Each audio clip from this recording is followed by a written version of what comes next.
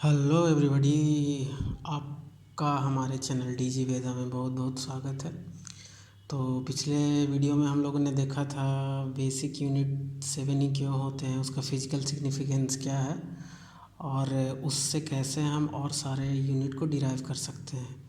तो आज उसी के आगे हम पढ़ेंगे कि उसके अलावा भी कुछ यूनिट जो बहुत इम्पोर्टेंट है उसके बारे में मैं उसका डिफिनीसन बताऊंगा और उसका फ़िज़िकल सिग्निफिकेंस और फिज़िकल यूज क्या है, वो यूनिट पढ़ने का मतलब क्या है, हम लोग क्यों पढ़ते हैं और वो यूनिट बना तो वो कैसे बना।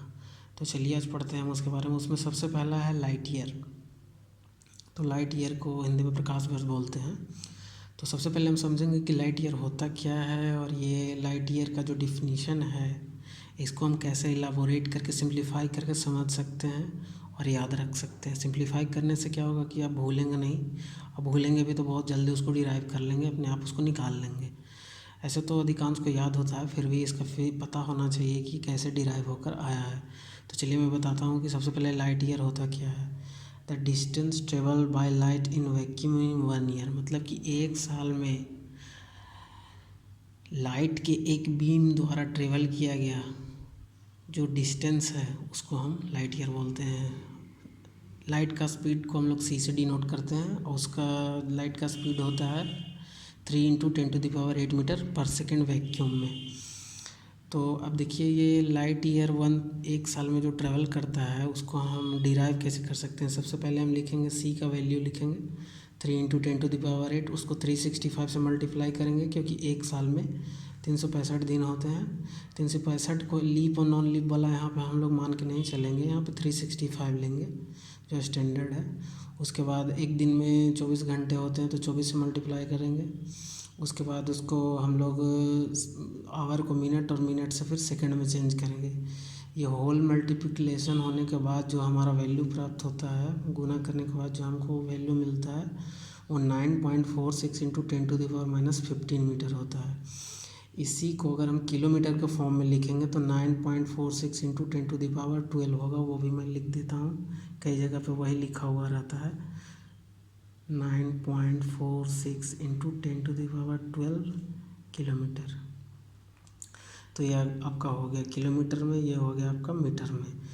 तो इसको आप बहुत आसानी से याद रख सकते हैं कि ये लाइट ईयर का ये मतलब होता है। हम लोग वैल्यू ये याद तो कर लेते हैं लेकिन ये आता यहाँ से ये बहुत कम लोगों को पता होता है।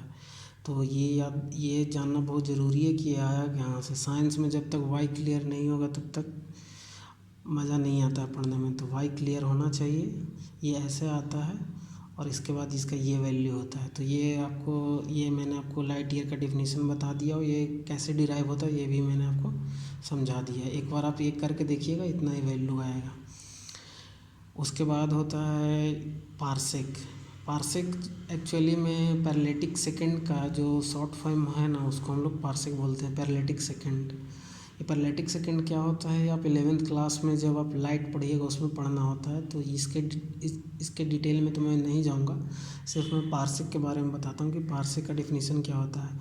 It is the largest unit of distance, मतलब डिस्टेंस का जो सबसे बड़ा यूनिट है वो पारसेक है। ये लाइट ईयर से भी बड़ा होता है। एक पारसेक इक्वल टू 3 × 10⁻16 मीटर होता है। जब इसको हम लाइट ईयर में चेंज करेंगे तो 3.26 लाइट ईयर होता है। अब ये आया कहाँ से, देखिए लाइट ईयर में कितना है 9.46 × 10⁻15। उसको जब आप 3.08 × 10⁻16 से डिवाइड करिएगा तो आपको 3.6 मिलेगा। ये आप करके देख लीजिएगा। इसका डिवीज़न होने के बाद ये आता है। 15 से 15 पावर कैंसिल आउट हो जाएगा, इससे ये कैंसिल होगा और ये आ जाएगा, 10⁻1 बच जाएगा, इसीलिए ये इतना आ रहा है। तो इसका आप कन्वर्जन करके देख लीजिएगा, इसको इससे डिवाइड करिएगा तो ये आपका आ जाएगा कि एक पारसेक बराबर 3.26 लाइट ईयर होता है।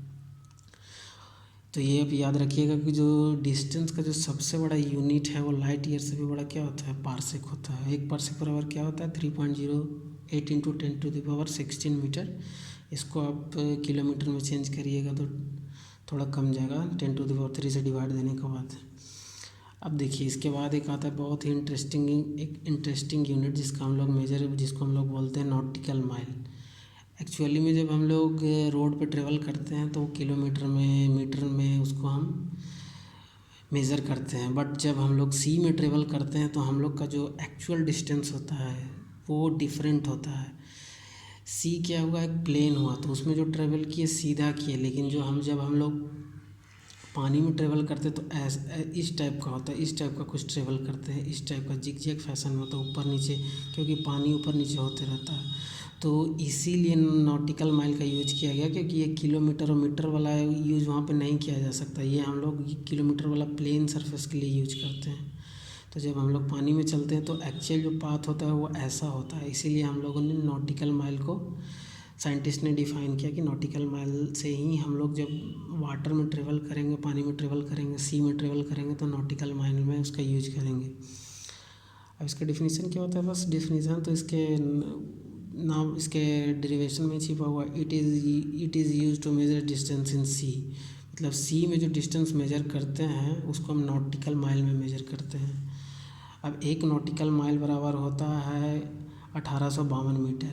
1852 मीटर एक नॉटिकल माइल के बराबर होता है। यानी आप देख सकते हैं ज़मीन पे अगर आप 1 किलोमीटर 1000 मीटर के बराबर होता है, लेकिन एक नॉटिकल माइल जो है लगभग 2 गुना से थोड़ा सा कम है। यानी आप ज़मीन पे 2 किलोमीटर चलिएगा, वहाँ एक किलोमीटर वो बात बराबर हो जाएगा। 1 किलोमीटर ज़मीन पर 2 किलोमीटर चलने के बराबर हो जाएगा।